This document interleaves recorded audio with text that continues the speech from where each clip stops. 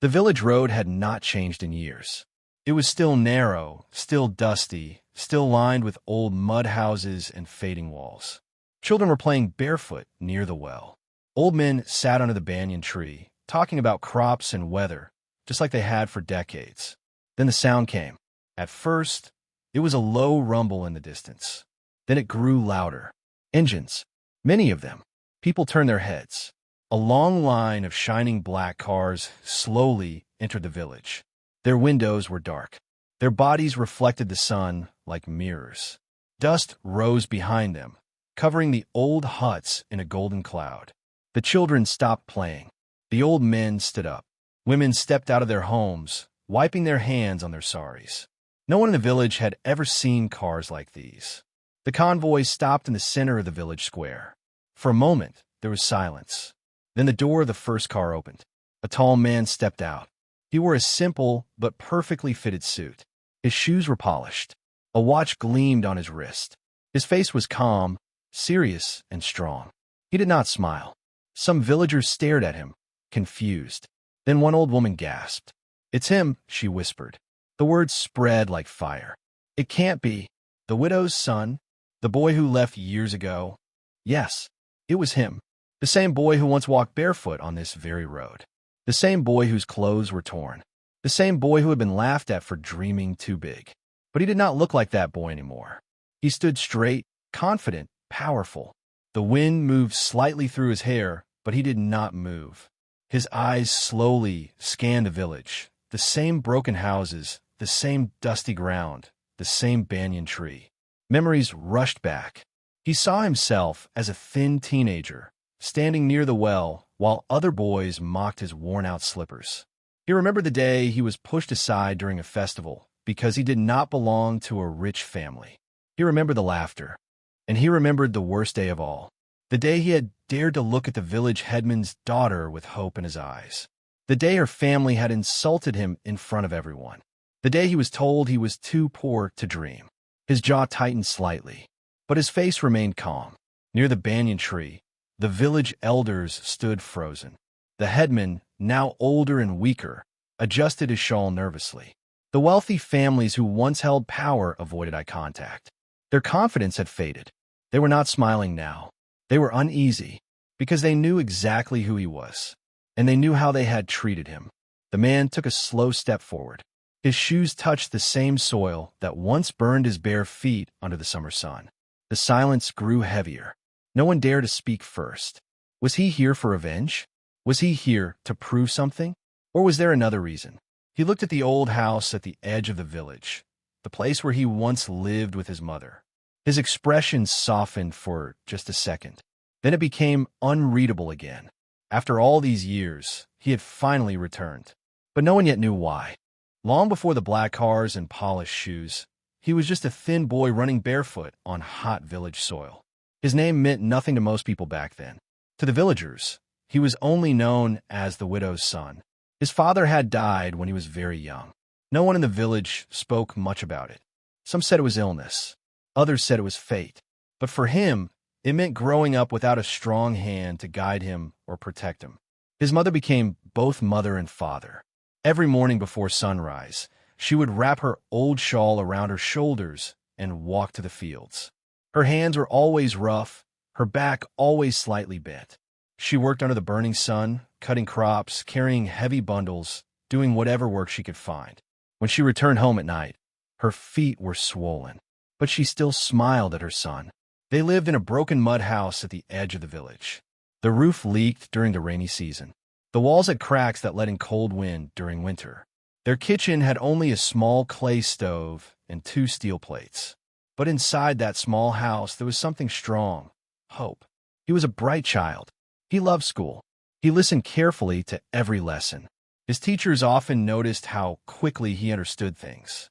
Sometimes he even answered questions that children from wealthy families cannot. But intelligence was not enough in that village. Every day, as he walked to school, he felt the stares. His shirt was always faded. Sometimes it had patches his mother had sewn with careful hands. His slippers were worn out. Once, one of them broke, and he had to walk barefoot for weeks. The other boys laughed. They would point at his clothes and whisper. Some would block his path and ask him why he didn't buy new shoes. Others would joke that even the dust on the road was richer than him. He tried to ignore them. He focused on his books. He focused on his dreams. But words have weight, and every insult added another stone to his young heart. The wealthy families in the village barely looked at him or his mother. During festivals, they were never invited to sit near the front. When food was served, they were always last. Sometimes, they were forgotten completely. His mother never complained. She would gently squeeze his hand and say that hard work would one day change their fate. He believed her. Then, as he grew older, something unexpected happened. He began to notice the village headman's daughter. She was kind in small ways. Once, she had picked up his notebook when it fell. Another time, she had smiled at him during class. Those small gestures felt like sunlight in his dark world. He never spoke much to her. But in his heart, he began to imagine a different future.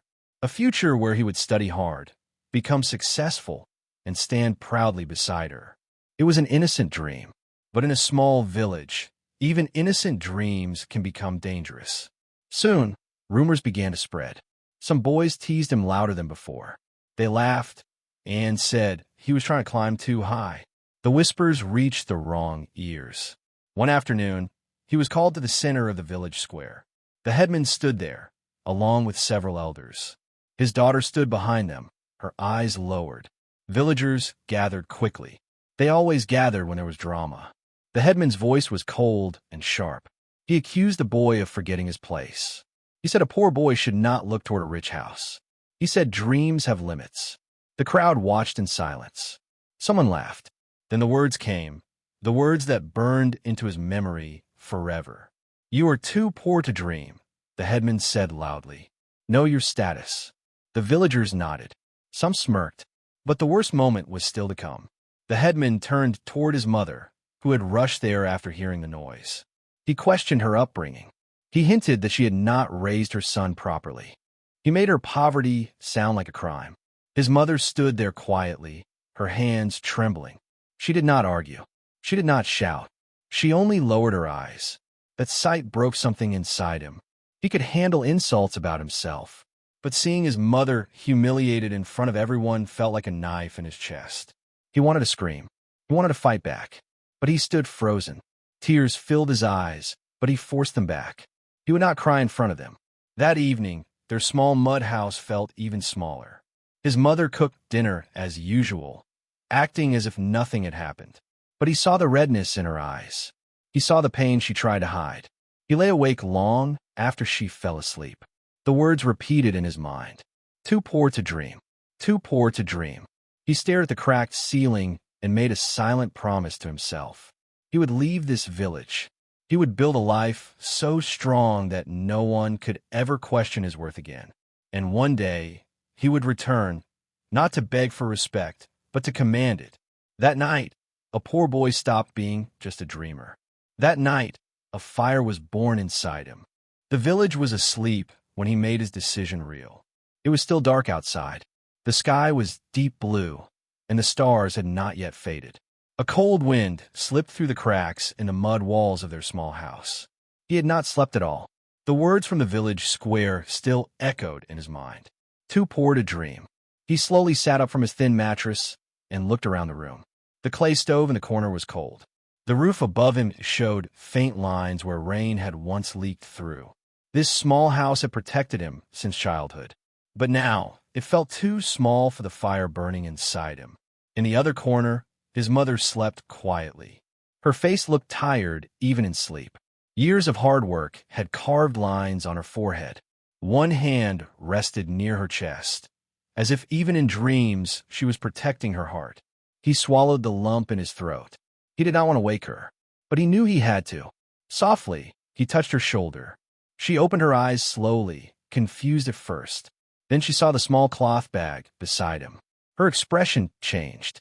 She understood immediately. "You're leaving," she whispered. He nodded. For a moment, neither of them spoke. The silence felt heavy, like the air before a storm. He told her he could not stay anymore. He said he needed to prove that poverty was not his destiny. He said he would study work, and build a life where no one could insult them again. His voice trembled, but his eyes were steady. His mother listened without interrupting. Tears filled her eyes, but she did not let them fall. She slowly stood up and walked to a small wooden box hidden under her bed. From it, she took out a simple pendant wrapped in cloth. It was old and slightly scratched, but she had kept it safe for years. It was the only thing left from her husband.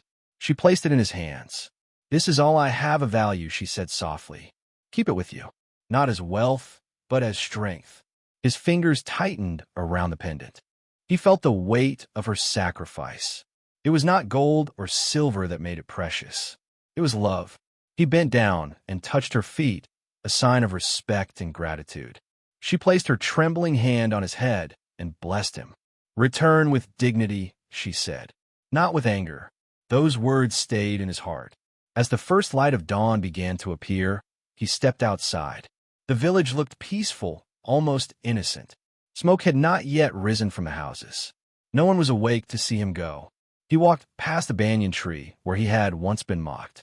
He walked past the well, where children had laughed at his torn clothes. He did not look back. A few villagers who woke early noticed him walking with a small bag. They shook their heads. "Another poor boy chasing big dreams," someone muttered. They believed he would fail, just like others who had left and returned defeated. Most of the village did not even realize he was gone. To them, he was never important. But as he reached the edge of the village and stepped onto the main road, he paused for a second. He looked back once, not with hatred, but with quiet determination. He made a silent promise to himself. He would return one day, not to seek revenge, not to beg for acceptance, but to stand tall, so tall that no one would ever dare say he was too poor to dream again.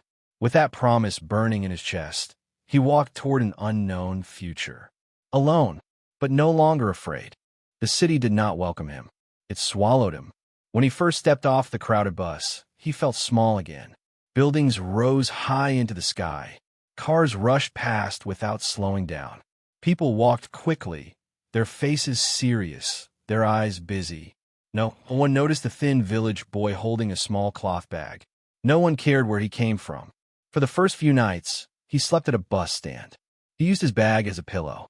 The noise of traffic never stopped. Mosquitoes buzzed near his ears. Hunger twisted his stomach, but he forced himself to stay strong. "This is only the beginning," he told himself. After 2 days of searching, he found work at a roadside tea stall. The owner was loud and impatient. He paid very little, but at least it was something. He washed glasses in cold water until his fingers wrinkled. He wiped tables. He served customers who did not look at his face. Some spoke harshly. Some threw coins on the counter as if he were invisible. At night, he slept in a small room behind the stall with 3 other workers. The room smelled of sweat and smoke. There was barely enough space to lie down. But he did not complain. He saved every rupee he could.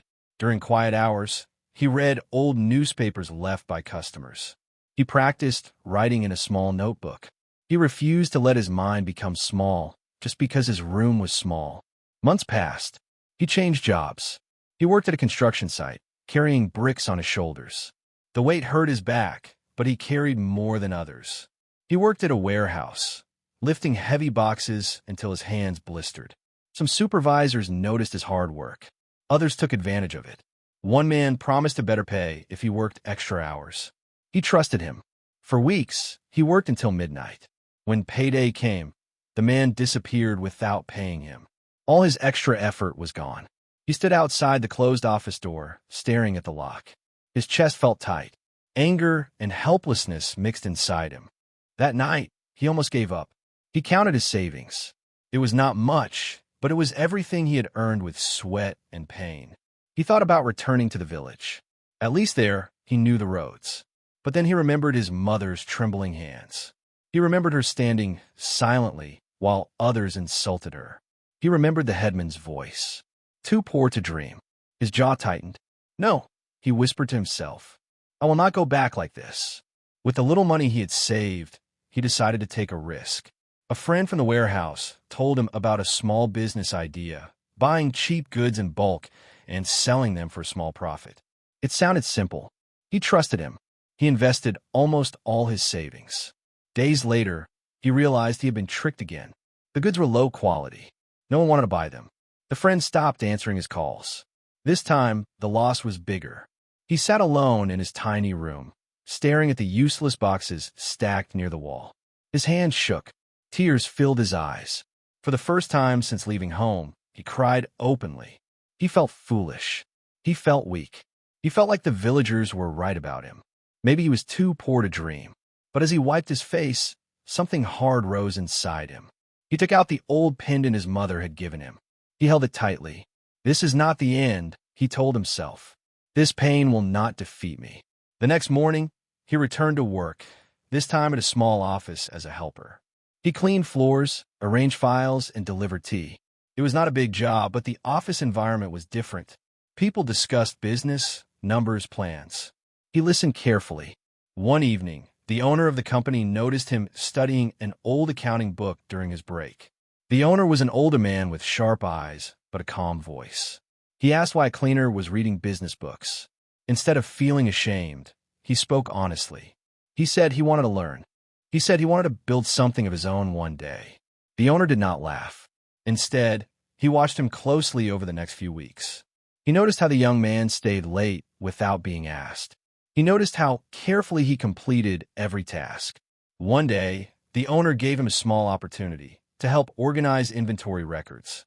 It was a simple task, but for him, it felt like a door opening. He worked on it obsessively. He learned basic accounting. He asked questions.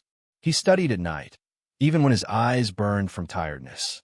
Slowly, the office staff began to trust him. He was no longer just a cleaner. He became an assistant, then a junior staff member. Years did not change him overnight, but they shaped him. He learned discipline. He learned patience. He learned that failure was not the end. It was a lesson. Every insult from the village became fuel. Every betrayal in the city became training. He was still not rich. He still lived simply, but something inside him had grown stronger than fear. For the first time, he could see a path ahead. It was not easy. It was not quick, but it was real. And this time, he was not walking alone. He was walking it with knowledge, experience, and an unbreakable hunger to prove that a poor boy could rise, not by luck, but by relentless effort. The climb had begun. Years did not pass loudly. They passed quietly, in long work hours and late-night study sessions, in small wins that slowly turned into big ones. The young man who once cleaned office floors did not stay in that position for long. He learned quickly. He observed how deals were made, how risks were measured, how trust was built. He made mistakes, but he never repeated the same mistake twice. The owner who had once given him a small chance became his guide. He taught him about business, about patience, and about reputation. Money can be earned again, he once said, but trust, once broken, rarely returns. Those words became his rule. After years of learning, saving, and working, he started his own small trading company. It began in a rented room with only 2 desks and 1 old computer. There were days when he feared failure again. There were nights when he stayed awake, checking numbers again and again. But this time, he was not reckless. He studied the market carefully. He chose partners wisely. He treated workers with respect, remembering how it felt to be ignored. Slowly, his company began to grow. One contract led to another. One success opened the door to a bigger one. His name began to spread in business circles. People said he was sharp but fair, strict but honest. He did not shout. He did not cheat. He did not break promises. He became known for integrity. Money followed. The small rented office turned into a large building.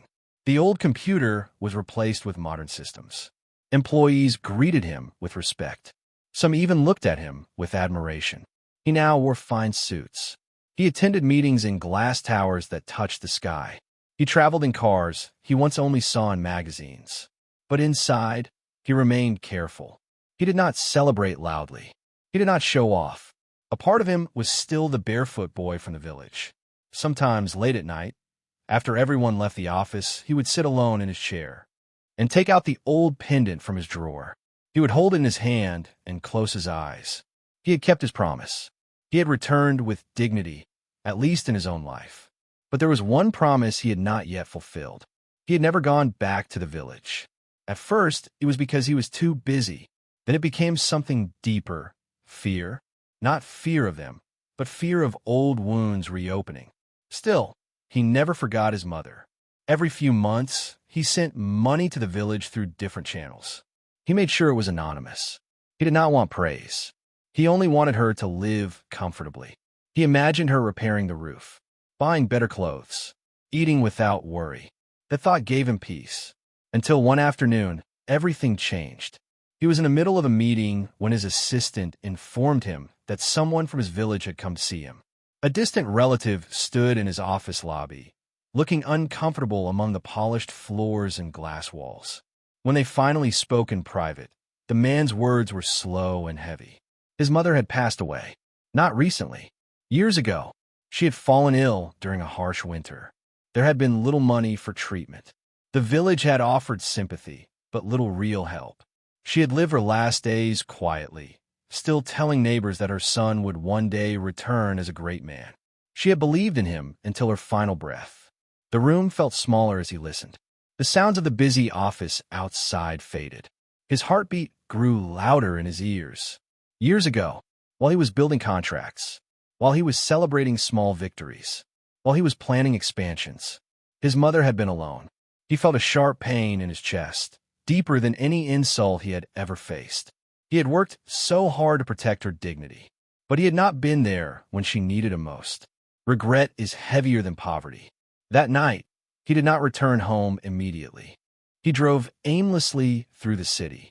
Lights passed by like blurred memories. He gripped the steering wheel tightly. He remembered her blessing. Return with dignity, not anger. He had achieved dignity. But what cost? For the first time since becoming successful, he felt empty. The next morning, he ordered a detailed report about the village, its land, its people, its condition.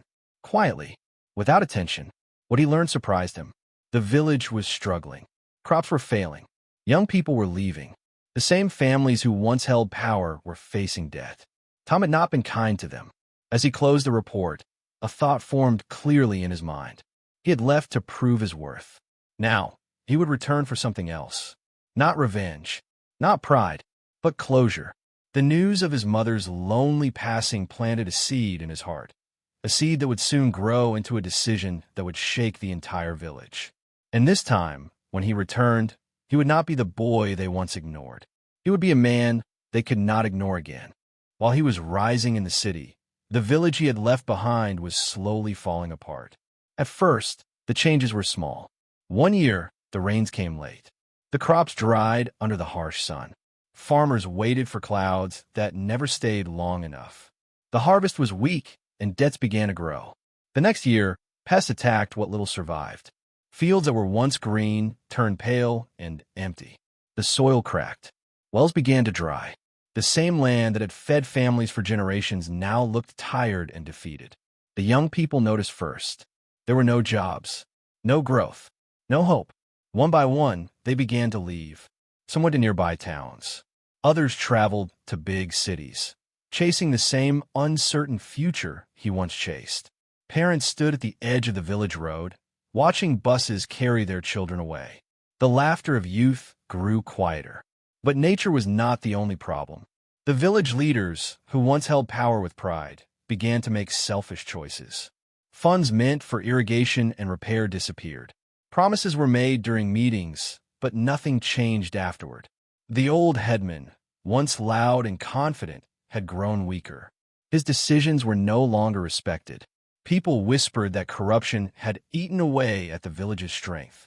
The wealthy families who once looked down on others were not untouched by hardship. One family lost most of their land to debt. Another had to sell their house in the nearby town. Their pride slowly faded. The big gates of their homes stayed closed more often. Respect that once came easily now felt forced. And the headman's family, they were no longer the center of attention. His daughter, who once walked with confidence through the village square, now rarely stepped outside. The glow of youth had faded from her face. Suitors had come and gone. Some left because of the family's declining status. Others left because the charm of power was no longer there. She often sat near the window, staring at the road that led out of the village. Sometimes, she remembered the boy she once saw standing silently in the square. The boy whose eyes had held pain and quiet fire. She remembered the humiliation. She remembered saying nothing. Regret can arrive slowly, and when it does, it stays. Meanwhile, new rumors began to move through the village like a quiet storm. They said a powerful businessman from the city was buying land in nearby areas. Large pieces of farmland were being purchased. Old properties were being renovated. Surveyors were seen measuring fields.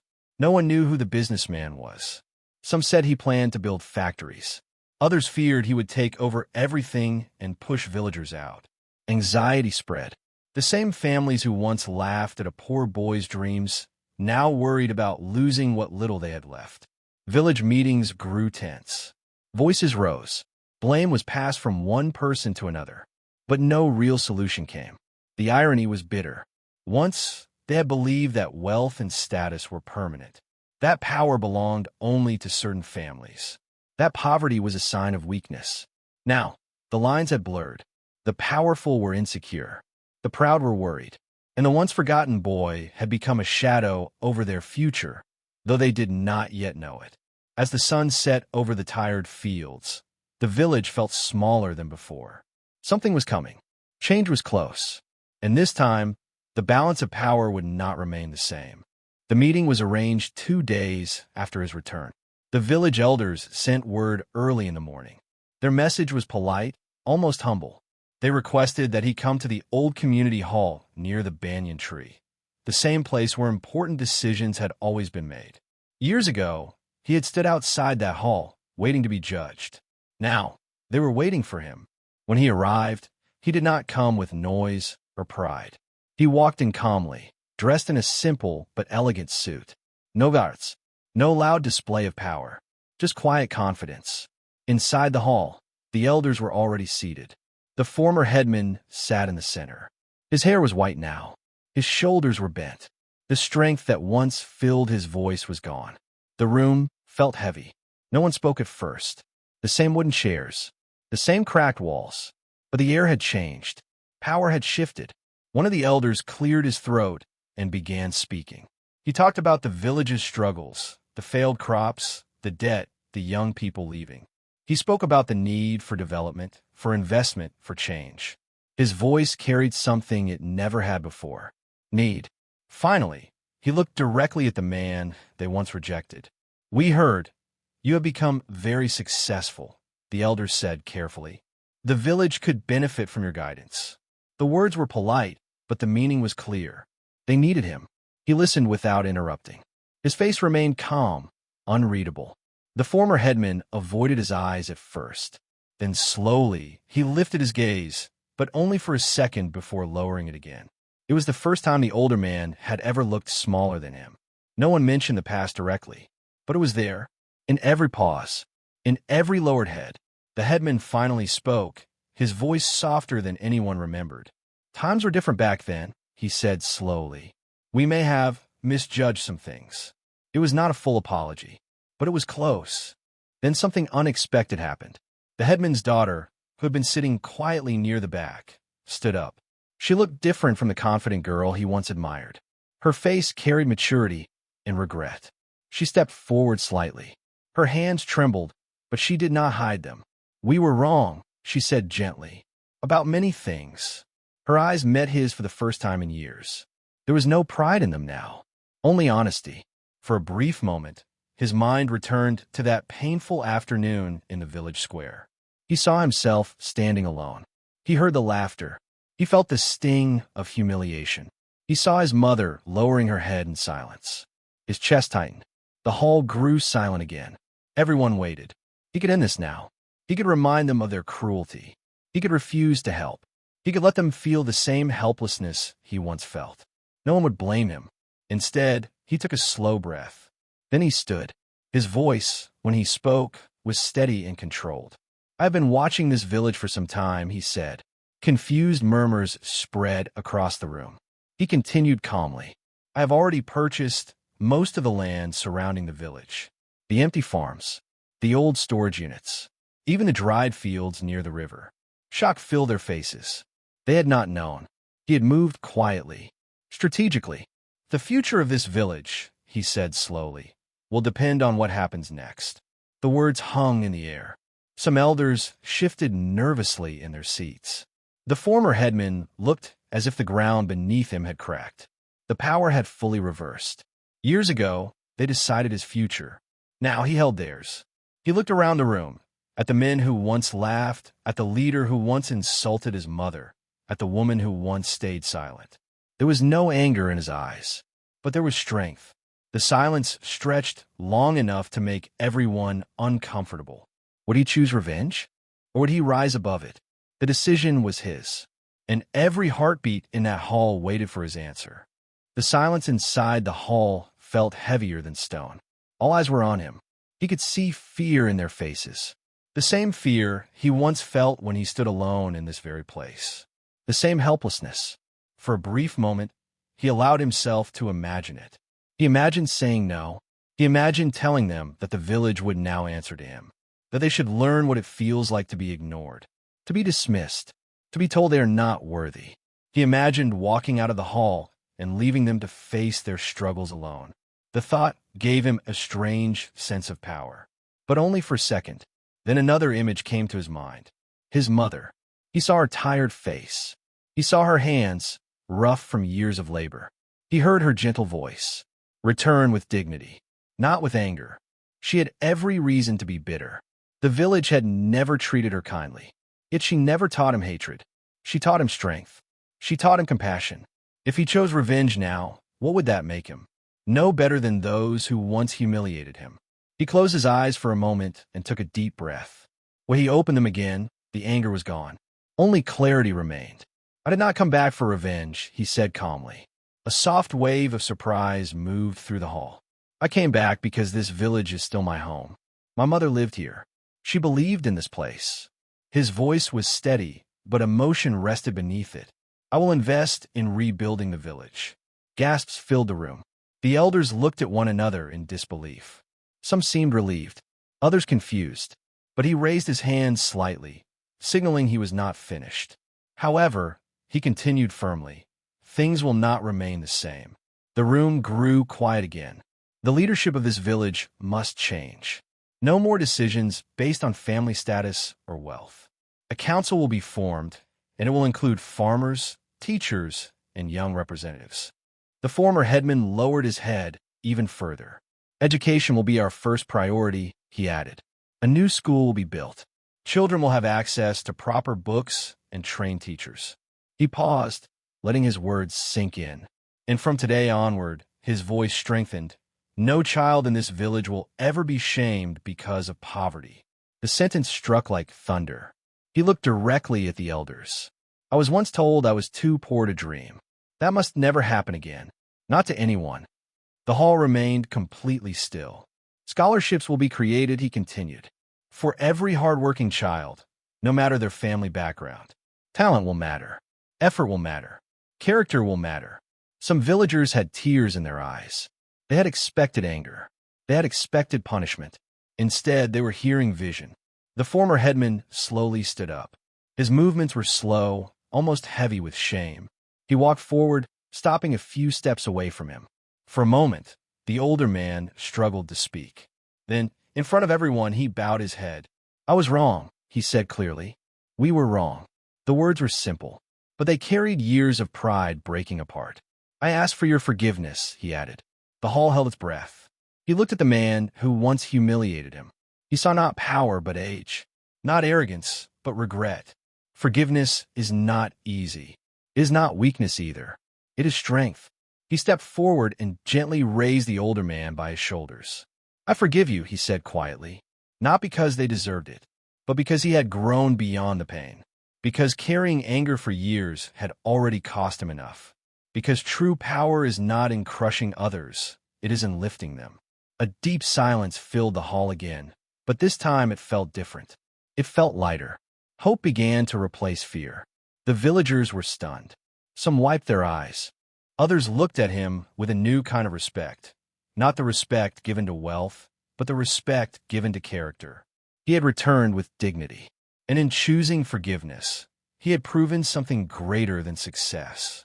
He had proven that a poor boy could rise and still keep his heart strong. Outside the hall, the wind moved gently through the banyan tree. Change had begun, and this time it was built on strength, fairness, and a promise that no dream would ever again be crushed by poverty. The first bricks were laid before sunrise. Workers moved with steady purpose, clearing fields, digging foundations, and raising walls. Dust and sweat filled the air, but there was excitement beneath it, a feeling that hadn't been in the village for decades. Schools began to take shape, their classrooms bright and wide. Clinics rose where old, crumbling huts had stood. Canals and irrigation channels brought water back to the thirsty fields. Slowly, life returned. Children who had left years ago returned, their eyes wide with hope. Some had learned trades in the city. Others had studied far away. Now they were home, ready to help. The laughter that had once disappeared filled the streets again, light and unburdened. Even the elders, once proud and rigid, watched in awe. They had seen their village crumble, watched their youth leave, and felt the weight of years pressing down. And now they saw a new beginning. Amid the construction, a small dedication ceremony was held. A modest statue was placed near the new school. It was simple, carved from stone, but its meaning was immense. A woman, strong yet gentle, smiling as if she were watching over the children. The plaque read her name, his mother, the woman who had worked tirelessly, loved unconditionally, and believed in her son even when no one else did. He stood quietly beside it, hands folded. The wind rustled through the leaves, carrying faint echoes of the past. Laughter, mockery, tears, and silent prayers. He closed his eyes, letting the weight of years settle. Later, he walked to her grave at the edge of the village. The tombstone was modest, yet he had placed fresh flowers daily since his return. Standing there, he whispered a simple prayer. For the first time, he felt complete. The anger and regret that had lingered for years had melted away. Peace filled him instead. Around him, the village was transforming. Roads were repaired. Homes were rebuilt. Fields were green and full. Children ran freely, no longer held back by shame or poverty. He had returned not as the boy they once humiliated, but as the man who gave them hope. His success was not just his own. It had become the village's lifeline. As he looked over the fields, over the new school, over the children playing in the sunlight, he realized that redemption was not about power or wealth. It was about restoring what was broken, dreams, dignity, and faith in the future. The boy who had once been mocked, rejected, and dismissed had become the greatest hope of the village. And in that quiet moment, he knew he had fulfilled the promise he made to his mother. The village breathed again. So did he.